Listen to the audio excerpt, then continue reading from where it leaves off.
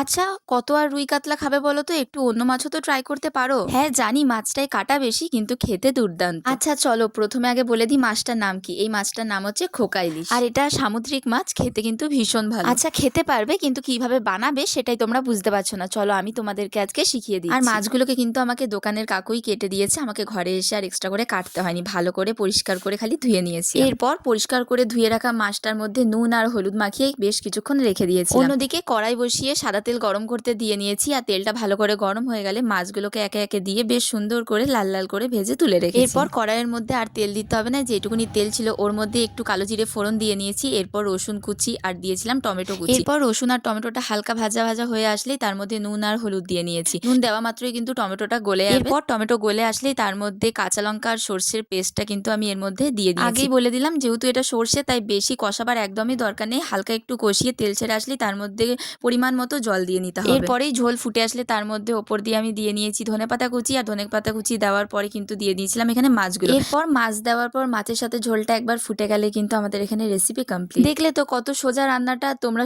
শুধুই ভয় পাচ্ছিলে। রেসিপি আমি তোমাদেরকে দেখিয়ে দিলাম, কিন্তু কথা দিতে হবে তোমরাও কিন্তু এই মাছটা ঘরে রান্না করে আমাকে বলবে যে কেমন হয়েছে। চলো আজকের মতো বাই।